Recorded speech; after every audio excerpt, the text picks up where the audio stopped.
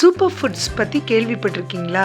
ஆமாங்க, நம்மளோட பாரம்பரியமான ராகி ஒரு சூப்பர் ஃபுட்டுங்க. அப்படிப்பட்ட சூப்பர் ஃபுட்டான ராகியை வச்சு இன்னைக்கு ஒரு பிரேக்ஃபாஸ்ட் காம்போ தான் பார்க்க போகிறோம். அதுக்கு 1 கப் அளவு ராகியை நல்லா கல் நீக்கி கழுவி களைஞ்சு இப்படி 8 மணி நேரம் ஊற வச்சுக்கோங்க. அடுத்தது 1/4 கப் அளவுக்கு உளுந்து அதையும் நல்லா கழுவி 8 மணி நேரம் ஊற வச்சுக்கோங்க, ஃப்ரிட்ஜில் வச்சுருங்க.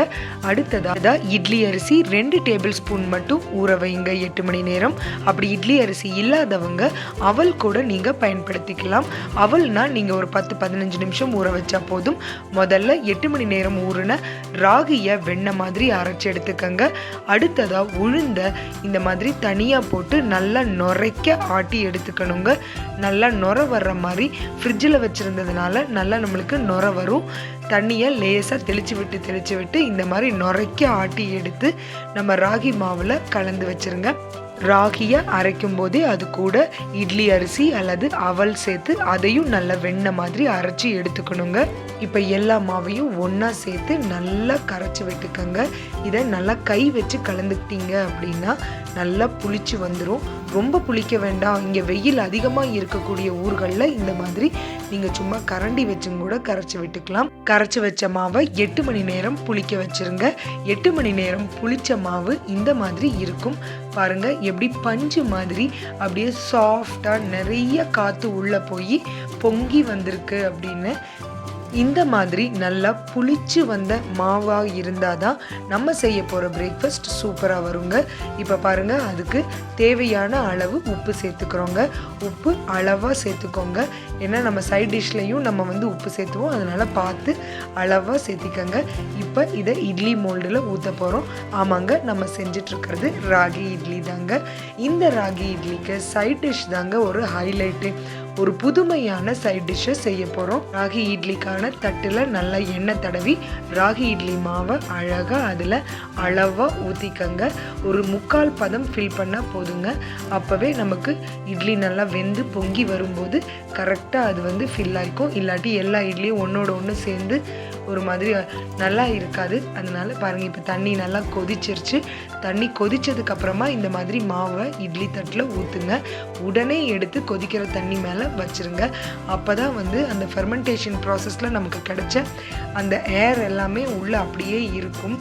பாருங்கள், இப்போ அப்படியே மூடி வச்சு ஒரு 10 நிமிஷத்தில் நமக்கு சுவையான மெதுன்னு பஞ்சு மாதிரி ராகி இட்லி ரெடி ஆயிருங்க. பொதுவாகவே ராகி ரொம்ப விலை மலிவானது, அதே நேரத்தில் மிகுந்த சக்தியை கொடுக்கக்கூடியது, கால்சியம் சத்து அதிகமாக கொடுக்கக்கூடியது இந்த ராகி. குழந்தைங்களுக்கு கூட ஈஸியாக ஜீரணமாயிடுங்கிறதுனால தான் ராகியை முதல்ல குழந்தைங்களுக்கு கொடுக்குறாங்க. இப்போ கொஞ்சம் நம்ம அந்த தோலோடு சேர்த்து அரைச்சிருக்கிறதுனால நமக்கு நிறைய நார்ச்சத்தும் இந்த இட்லியில் நமக்கு கிடைக்குங்க. பாருங்கள், ராகி இட்லி சுவையாக பஞ்சு மாதிரி மெதுன்னு சூப்பராக ரெடி ஆயிடுச்சுங்க. இதை இந்த மாதிரி மினி இட்லியாக கூட செஞ்சு நீங்கள் தாளித்து குழந்தைங்களுக்கு கொடுக்கலாங்க. இதுக்கு புது விதமான ஒரு ஹெல்தியான சைட் டிஷ் பார்க்க போகிறோம். அதுக்கு தேவையான பொருட்களை பார்த்து வச்சுக்கோங்க. முதல்ல ஒரு வெள்ளரிக்காய், அந்த வெள்ளரிக்காயினுடைய பாதி பாகத்தை மட்டும் எடுத்து தோல் சீவி இந்த மாதிரி ஒரு துருவரதை எடுத்து அதில் நல்லா துருவி எடுத்து வச்சுக்கோங்க. இது நமக்கு நிறைய நீர்ச்சத்தை தரக்கூடியது. அடுத்ததாக ஒரு மிக்சி ஜாரில் ஒரு 4 தேக்கரண்டி அளவுக்கு தேங்காய், அடுத்ததாக நிலக்கடலை சேர்த்துக்கிறோங்க. அடுத்ததாக கைப்பிடி அளவுக்கு புதினா சேர்த்துக்கிறோங்க. கொஞ்சமாக சேர்த்தா போதுமானது. அதே மாதிரி கொஞ்சமாக கைப்பிடி அளவு கொத்தமல்லி சேர்த்துக்கிறோங்க. அடுத்ததாக ஒரே ஒரு பச்சை மிளகாய், கொஞ்சமாக இஞ்சி, இது எல்லாத்தையும் சேர்த்துக்கிறோங்க. பச்சை மிளகாயும் இஞ்சியும் உங்களுடைய காரத்துக்கு தகுந்த மாதிரி சேர்த்துக்கோங்க. இப்போ கெட்டியான பசுந்தயிர் எடுத்துக்கிறோம். இந்த பசுந்தயிரை நல்லா இந்த மாதிரி ஒரு விஸ்க் வச்சு நல்லா அடித்து அதில் இருக்கக்கூடிய கட்டிகள் எல்லாத்தையுமே நல்லா கரைச்சி விட்டுக்கோங்க. இந்த மாதிரி நல்லா அடிக்கும்போது ஒரு க்ரீம் மாதிரியான கன்சிஸ்டன்சிக்கு வந்துடும். இப்போ அதில் நமக்கு தேவையான அளவு தண்ணி சேர்த்துக்கங்க. உங்களுக்கு இந்த சைட் டிஷ் எந்த அளவுக்கு தண்ணியாக வேணுமோ அந்த அளவுக்கு நீங்கள் தண்ணி சேர்த்துக்கலாம்.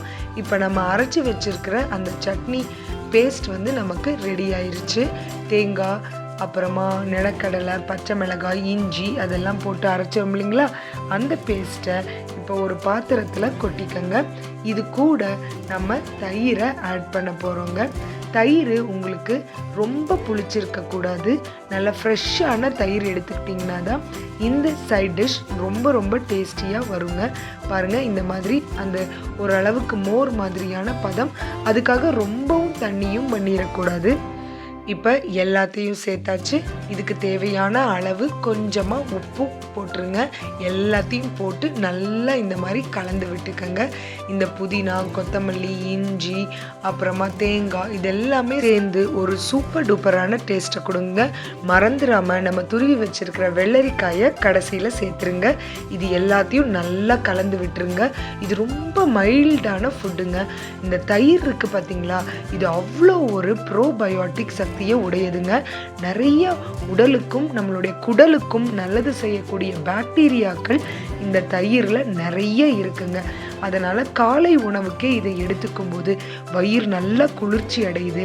அல்சர் பேஷண்ட்ஸ் ஆகட்டும், அதே நேரத்தில் டயபெட்டிக்காக இருக்கவங்க எல்லாருமே இந்த மாதிரியான ஒரு ஃபுட்டை எடுத்துக்கிட்டீங்க அப்படின்னா ரொம்ப ரொம்ப நல்லது.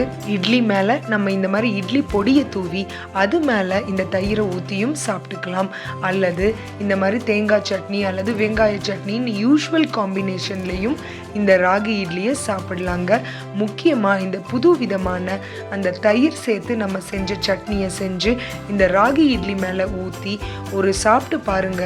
ஒரு தயிர் வடை மாதிரியே செம்ம டேஸ்டியாக இருக்குங்க. புதுமையான ஒரு பிரேக்ஃபாஸ்ட் காம்போ. கண்டிப்பாக ட்ரை பண்ணி பாருங்கள். உங்கள் வீட்டில் இருக்கவங்களுக்கும் உங்களுக்கும் உடலுக்கும் நல்லது, அதே நேரத்தில் குடலுக்கும் ரொம்ப ரொம்ப நல்லதுங்க. கண்டிப்பாக ட்ரை பண்ணி பார்ப்பீங்கன்னு நினைக்கிறேன். மறுபடியும் சந்திப்போம். நன்றி, வணக்கம்.